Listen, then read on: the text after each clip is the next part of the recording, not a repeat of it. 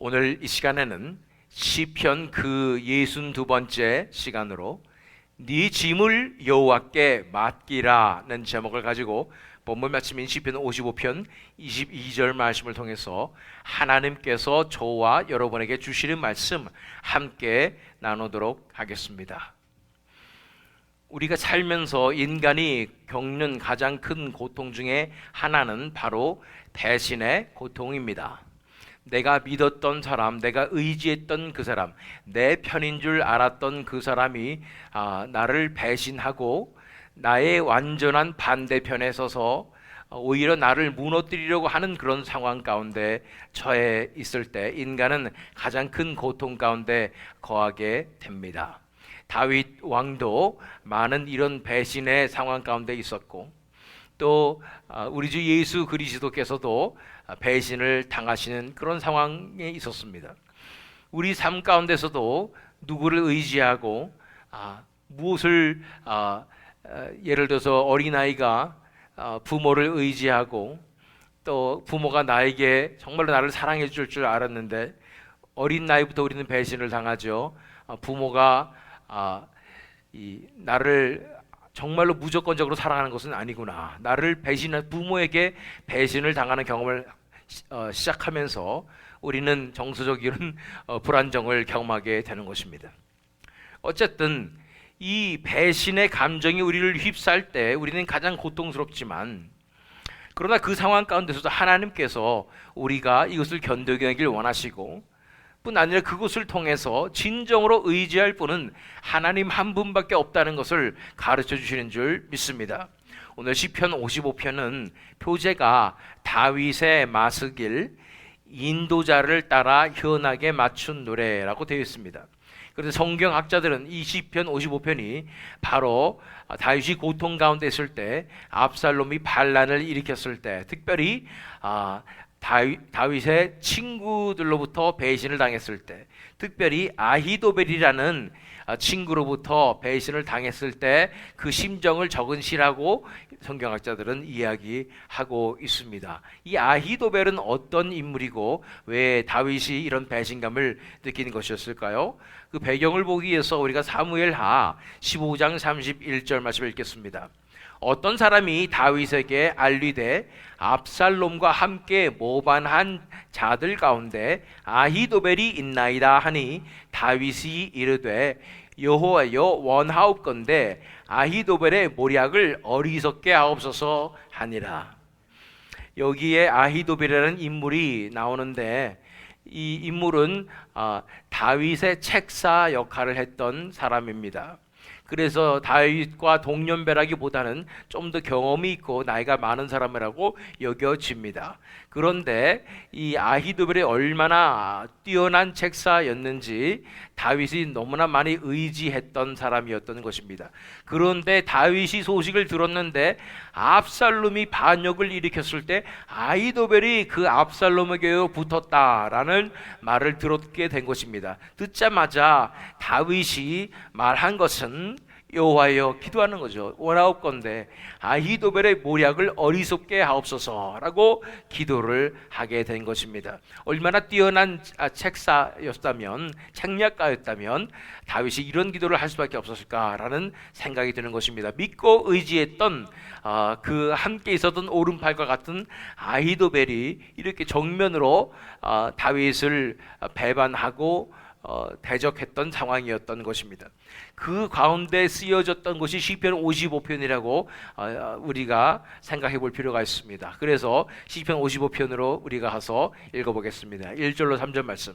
하나님이여 내 기도에 귀를 기울이시고 내가 간구할 때에 숨지 마소서. 내게 굽히사 응답하소서.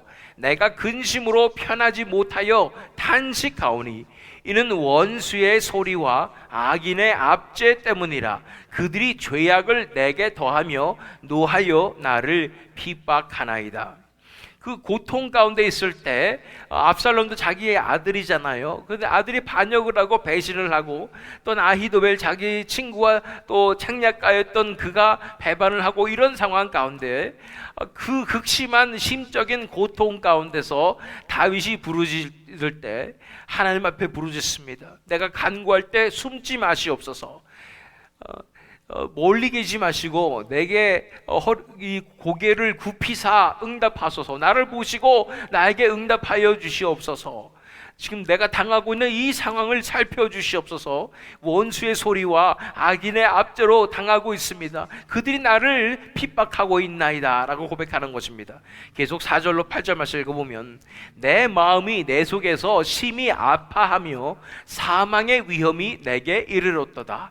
두려움과 떨림이 내게 이르고 공포가 나를 덮었도다. 나는 말하기를, 만일 내게 비둘기같이 날개가 있다면 날아가서 편히 쉬리로다. 내가 멀리 날아가서 광야에 머무리리로다. 셀라. 내가 나의 피난처로 속히 가서 폭풍과 광풍을 피하리라 하였도다. 이런 엄청난 압도적인 고난과 핍박과 배신감과 이 모든 것들이 다가오게 될 때 사면이 나를 공격하고 내 편은 하나도 없는 것 같고 나는 홀로 외롭게 그곳에서 고통을 당하고 있는 순간에 내가 가장 믿었던 사람마저도 나에게 등을 돌리고 나에게 손가락질을 하고 나를 비난하고, 오히려 그가 나를 잘 알기 때문에 나의 약점을 잡아서 나를 사정없이 공격하게 되는 그 상황 가운데 첫 번째 우리의 리액션은, 우리가 하고 싶은 건 뭐냐면 그냥 날아가 버리고 싶다. 현실에서 도망쳐서 날아가 버리고 싶다는 것이죠. 나는 말하기를, 만일 내게 비둘기같이 날개가 있다면 날아가서 편히 쉬리로다. 내가 멀리 날아가서 광야에 머무리리로다. 이 현실에서 내가 벗어나서 그냥 아무것도 걱정하지 않은 채 그렇게 저 나는 새를 보면서 쟤는 나니까 얼마나 좋을까 이러면서 나도 날아갔으면 좋겠다 생각을 하게 되는 것이고, 내가 나의 피난처로 속히 가서 폭풍과 광풍을 피하리라. 이 엄청나게 나에게 몰려오는 허리케인과 이 토네이도와 이런 모든 것들을 나는 피하고 싶다는 생각이 드는 것입니다. 그것이 우리 첫 번째 리액션이죠. 첫 번째 반응인 것입니다. 그 뒤에 9절로 11절 말씀 읽어보면, 내가 성내에서 강포와 분쟁을 보았사오니 주여 그들을 멸하소서. 그들의 혀를 잘라버리소서. 그들이 주야로 성벽 위에 두루 다니니 성중에는 죄악과 재난이 있으며 악독이 그 중에 있고 압박과 속임수가 그 거리를 떠나지 아니하도다. 두 번째 이런 상황 가운데 있을 때 우리에게 두 번째 찾아오는 생각과 리액션, 이 반응은 뭐냐면, 주여 저 원수를 벌하여 주시옵소서. 그가 더 이상 말하지 못하도록 혀를 잘라내 버리십시오. 말하는 것마다 나를 비방하고 나를 억울한 얘기로 나를 모함하는 저 혀를 잘라버려 주시옵소서라고 두 번째 생각하게 되는 것입니다. 하나님께서 우리 삶 가운데 왜 이런 일들을 허락하시는가와 상관없이 나는 내 입장에서 나는 도망치고 싶고, 나는 이런 모함당하는 거, 억울함 당하는 거, 이런 거 너무 싫단 말이죠. 내 입술이 근질근질해서 내가 그렇지 않다고 사람들한테 다 해명하고 싶고 변명하고 싶은 그 생각이 나에게 앞서게 되는 것입니다. 문제가 뭐였냐면 12절부터 14절 말씀, 나를 책망하는 자는 원수가 아니라 원수일진데 내가 참았으리라. 나를 대하여 자기를 높이는 자는 나를 미워하는 자가 아니라 미워하는 자일진데 내가 그를 피하여 숨었으리라. 그는 곧 너로다. 나의 동료, 나의 친구요, 나의 가까운 친우로다. 우리가 같이 재미있게 의논하며 무리와 함께하여 하나님의 집 안에서 다녔도다. 이렇게 나를 공격하고 나를 괴롭게 만드는 사람이 내 원수라면 차라리 내가 이것을 그러려니 할 수가 있고, 내가 미워하는 사람이었다면, 나를 미워하는 사람이었다면 그를 피해서 그냥 피해버리면 그만인데, 나의 가장 친한 동료였으며 친구였으며 항상 하나님의 일을 같이 논의했던 나의 동반자였으며 나의 지체였던 그 사람이 나를 이제는 비방하며 나를 모함하며 그러한 나의 명성을 깎아내리며 나를 공격하는 그 상황 가운데 있다고 말하고 있는 것입니다. 이것이 다윗이 처한 상황이었고, 이것이 바로 다윗이 이 아히도벨에게 느꼈던 이러한 배신감과 감정이었던 것을 알 수가 있습니다.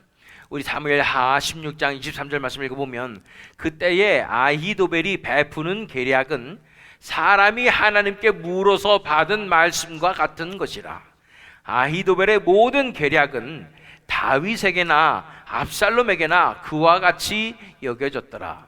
이 아히도벨은 특별한 인물임에 틀림이 없습니다. 아주 탁월한 책략가였죠. 그런데 그가 그냥 인간의 지혜가 넘쳐서 이러한 지혜가 있었다기보다는 이 구절로 보건대 뭔가 신기가 있는 것 같아요. 그래서 뭔가 눈에 보이지 않는 그것을 볼 수가 있고 느낄 수가 있고, 이것이 꼭 굳이 하나님으로부터 온 것이라고 볼 수는 없지만, 우리가 은사 뭐 이런 얘기를 하지만 뭔가 눈에 보이지 않는 것까지도 통달하면서, 또는 어떤 존재가 자기에게 이 현실을 어떻게 돌아가는지를 다 알려주는 듯한 이러한 존재였다는 것이죠. 그렇기 때문에 그의 책략은 항상 거의 다 맞았던 상황이 되었던 것입니다. 이런 상황에서 사실은 아히도벨은 거의 틀리지 않았습니다. 그래서 다윗을 어떻게 잡을 것인가 했을 때 이제 군사 몇몇만 주세요. 지금 바로 급습해가지고 다윗만 하나 처리하면 끝납니다. 그러면 이 전쟁 끝이에요. 굳이 다 전면전 할 필요도 없어요. 그러면 이제 나라는 압살롬 왕에게 주어질 것입니다 라고 올바른 얘기를 했죠. 이것이 다 이 모든 상황을 바라보는 통찰력과 이런 것들이 그의 지혜가 아니라 눈에 보이지 않는 것들과 연결된 그의 신기라고 볼 수가 있겠지요. 그런데 어떻게 되었습니까? 다윗이 아까 기도한 거 기억나세요? 이 말을 듣자마자 아히도벨이 배반했다. 이 말을 듣자마자 하나님 앞에 기도했잖아요. 아히도벨의 책략을 무너뜨려 주시옵소서. 다윗이 한 그 기도를 하나님께서는 기억하시고 들어주셔서 아히도벨의 이 계략을 이 압살롬이 인정하지 못하게 만들어서 결국은 그가 계획이 실패로 돌아가고, 계획이 실패로 돌아갔다는 소식을 듣자마자 아히도벨은 벌써 알았어요. 끝났구나. 이 전쟁은 압살롬이 졌구나 라는 걸 벌써 알았어요. 벌써 알고 자기는 바로 자살을 해버립니다. 이런 정도로 엄청난 다윗이 의지했던 그런 존재였고, 그 의지했던 것만큼 아히도벨의 이 배반은 뼈아프고 가슴 아픈 일이었고 두려운 일이었고, 나는 그럼 어떡하지? 라는 상황이 발생했던 것입니다. 우리가 이러한 배반의 상황 가운데 있을 때 우리에게 찾아오는 리액션은 아까처럼 피하는 것이고, 또 하나님 화가 나가지고 이 혀를 잘라버려 주시옵소서라고 그 입을 막고 싶은 것이고, 그러나 그 다음에 또 찾아오는 것은 두려움입니다. 왜냐하면 무슨 일이 벌어질지 모르는 거예요. 나의 모든 비밀을 알고 있는 내 친구가 나를 배반해가지고 내가 나 일거수일투족을 다 지켜본 다음에 어떻게 나를 비방하고 나를 못되게 해코지를 할 줄 모르니까 불안한 것이죠. 이런 상황 가운데 있었다는 것입니다. 자, 친구로부터 배반을 당한 것은 다윗뿐 아니라 다윗이 예표하고 있는 우리 주 예수 그리스도께서도 마찬가지였습니다. 요한복음 13장 18절과 21절 말씀을 읽어보면, 내가 너희 모두를 가리켜 말하는 것이 아니니라. 나는 내가 택한 자들이 누구인지 알미라. 그러나 내 떡을 먹는 자가 내게 발꿈치를 들었다 한 성경을 응하게 하려는 것이니라. 이 말씀은 시편에 있습니다. 예수께서 이 말씀을 하시고 심령이 괴로워 증언하여 이르시되, 내가 진실로 진실로 너희에게 이르노니 너희 중 하나가 나를 팔리라 하시니. 예수님의 제자 되는 것은, 특별히 12 제자가 되는 것은 그러한 특권이 있었습니다. 예수님을 따라다니는 수많은 무리 중에 예수님께 택하신 12 제자만이 예수님과 함께 동고동락하며 함께 시간을 보낼 수 있었던 특별한 존재들이었던 것입니다. 그런데 그 중에 하나였던 가룟 유다가 예수님을 배신하게 된 것입니다. 가룟 유다가 왜 예수님을 배신했을까에 대해서는 여러 가지 이유가 있었겠지만 무엇보다 돈 문제가 컸습니다. 그리고 첫 번째 뭐냐면, 돈 문제가 컸다는 것은 예수님이 돈 관리를 잘 못하시는 것 같고 허비하는 것 같다는 것이죠. 왜냐하면 배달리 마리아가 향유를 깨뜨렸을 때 이것을 300데나리온에 팔아서 가난한 자들에게 나눠줬으면 좋았을 텐데, 사실은 그것이 자기 금고에, 자기의 주머니에 차가지고 조금 빼먹으려고 했었던 것이죠.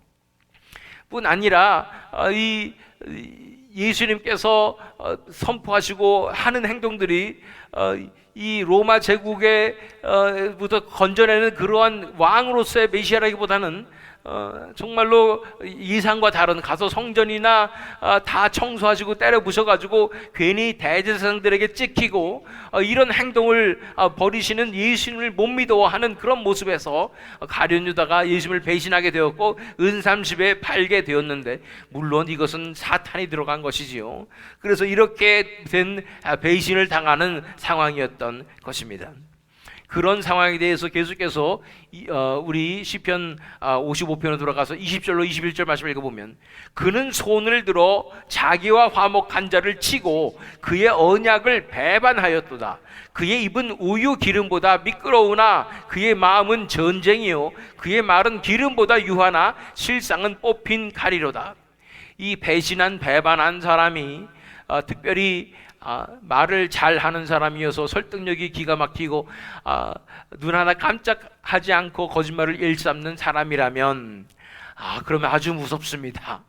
그가 말을 지어내서 나를 어떻게 해코아줘야 할지 모르는 상황이 되는 거예요. 다른 사람들 다 자기 편으로 돌리고 나를 왕따시켜 가지고 나는 아주 천하의 나쁜 놈으로 만들 수 있는 그런 능력을 가진 사람이라면 정말로 두려운 거예요.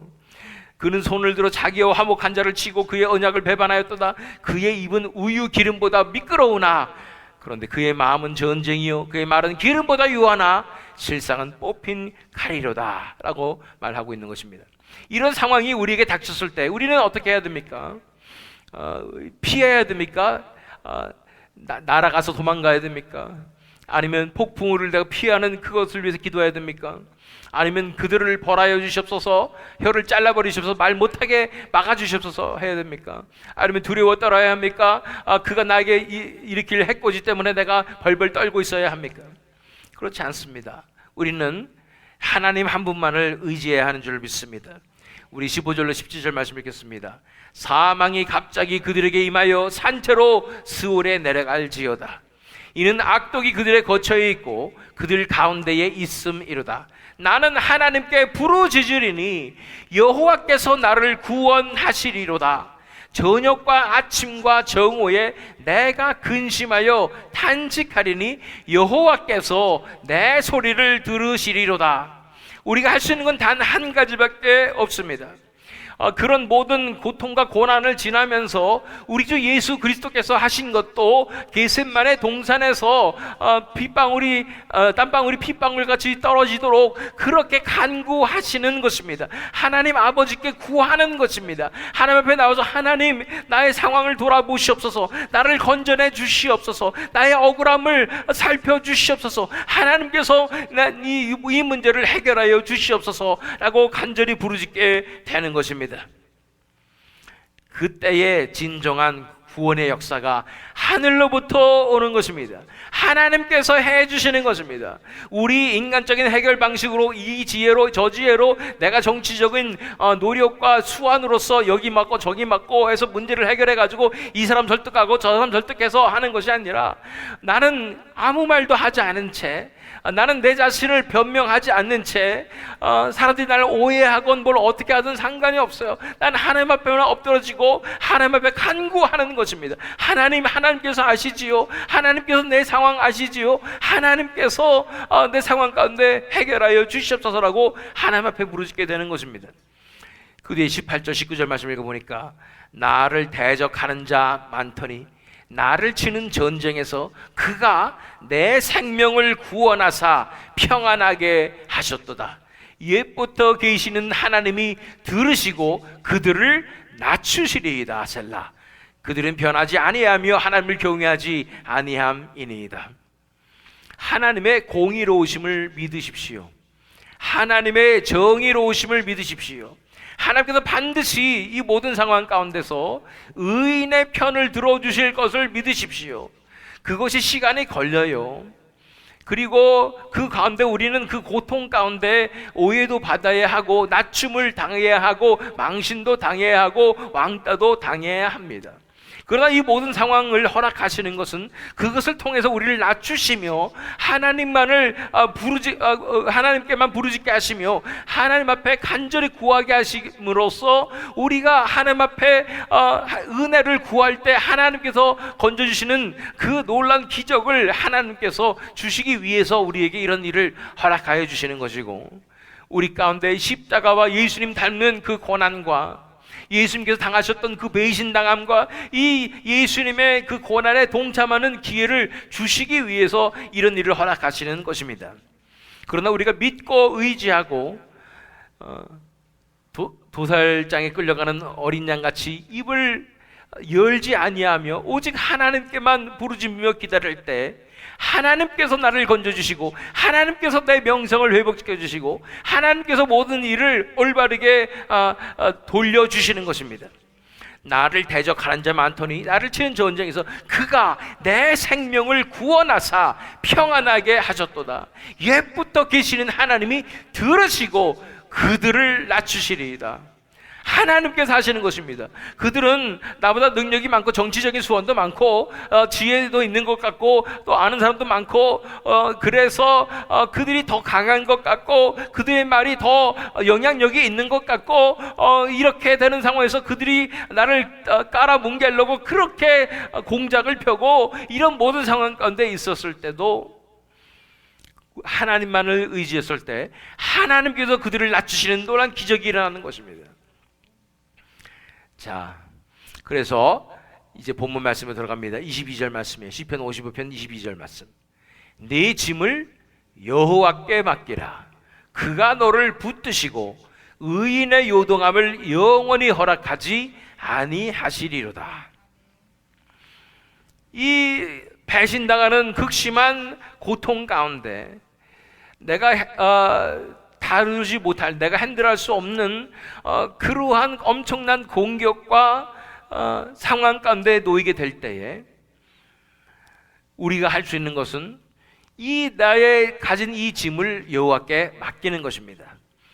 그분께 올려드리는 것입니다. 내 문제를 하나님께 맡겨드리는 거예요. 맡겨드렸다는 말은 전체로 다 내려드리는 것이죠. 옛말에 이런 예화가 있지 않습니까? 아주 많이 들어보실 거라고 생각하는데 시골에서 어떤 할머니가 머리에 짐을 지고 버스를 타가지고 그렇게 서 있길래 젊은이가 할머니 그러지 말고 여기 앉으세요 하고 자리를 양보했더니 할머니가 자리에 앉아가지고 머리에 지고 있었다는 거. 왜 짐을 지고 있습니까? 그냥 내려서 앉고 계시면 되잖아요. 그랬더니 내가 자리에 앉은 것만 해도 고마운데 어떻게 내가 이 머리에 짐을 내려놓을 수가 있겠냐고 그랬다는 거죠. 우리가 하나님에게 맡겨드리려면 다 맡겨드려야 되는 줄 믿습니다. 전적으로 다 맡겨드려야 되는 줄 믿습니다. 내가 할 파트 따르고 하나님 할 파트 따르는 것이 아니라 오직 하나님께 온전히 맡겨드릴 때 하나님께서 내 문제를 핸들해 주시는 거예요. 내 문제를 해결해 주시는 것입니다. 하나님께서 역사하여 주시는 것입니다. 자, 그럴 때 어떤 일이 벌어진 마지막 절을 보겠습니다. 23절 말씀이 마지막 절이에요. 하나님이여 주께서 그들로 파멸의 웅덩이에 빠지게 하시리이다. 피를 흘리게 하며 속이는 자들은 그들의 날에 반도 살지 못할 것이나 나는 주를 의지하리이다. 하나님께서 그들을 알아서 처리해 주실 것입니다. 파멸의 웅덩이에 빠지게 하실 것입니다. 그들의 실체를 드러내실 것입니다. 오직 하나님만을 의지하며 나오는 자들은 하나님께서 살려주시고 지켜주시는 것입니다. 하나님은 하나님의 자녀들의 명성을 반드시 보호해 주십니다. 그리고 진실을 드러내실 것입니다. 자, 본 말씀 다시 읽습니다. 네 집을 여호와께 맡기라. 그가 너를 붙드시고 의인의 요동함을 영원히 허락하지 아니하시리로다. 그러면 우리는 어떻게 하면 되겠습니까? 이렇게 극심한 공격 가운데 내가 사방에서 우겨쌈을 당하며 모든 사람들이 나를 비난하는 그런 상황 가운데 억울함에 처해 있을 때 내가 어떻게 하면 되겠습니까? 이 모든 상황을 하나님 앞에 전적으로 올려드리면 됩니다. 출애굽기 14장 13절 14절 말씀, 모세가 백성에게 이르되 너희는 두려워하지 말고 가만히 있어서 여호와께서 오늘 너희를 위하여 행하시는 구원을 보라. 너희가 오늘 본 애굽 사람을 영원히 다시 보지 아니하리라. 여호와께서 너희를 위하여 싸우시리니 너희는 가만히 있을지니라. 하나님 앞에 내 짐을 여호와께 맡기라 했을 때, 하나님께 맡겨 드렸을 때 어떤 일이 벌어지냐면, 이 일은, 내가 지금 겪고 있는 이 일은 더 이상 내 일이 되지 않습니다.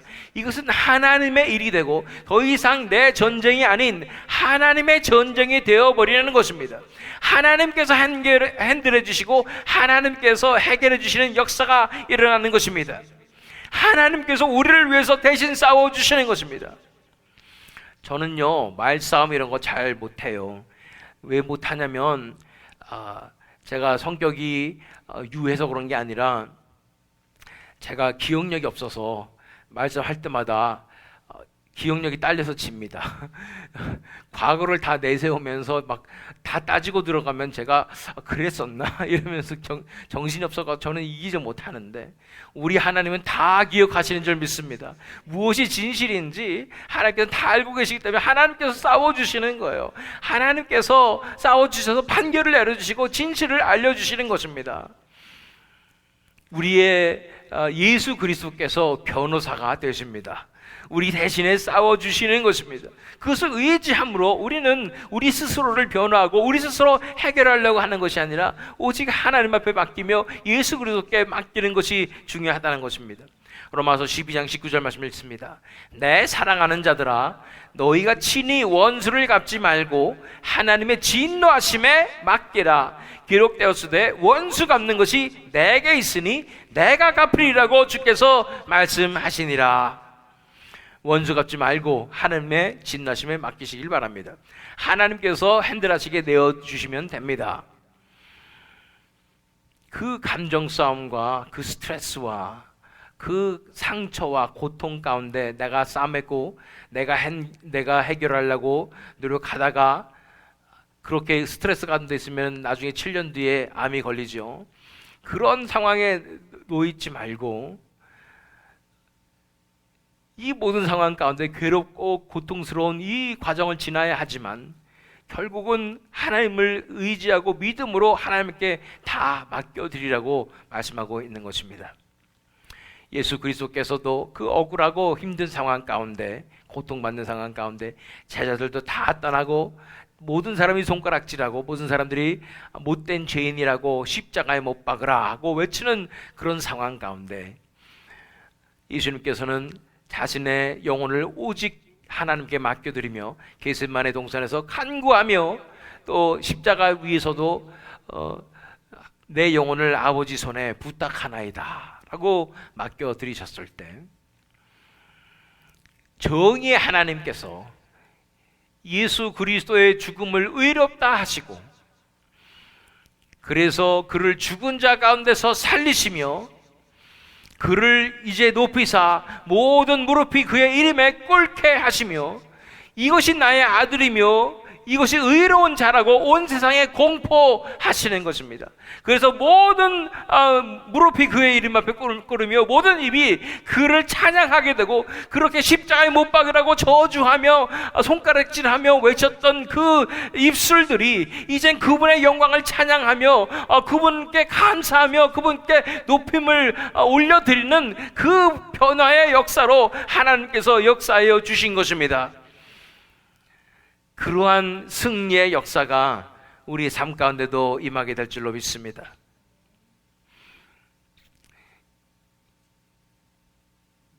배신 당해 보셨지요? 저도 배신 당해 보았습니다.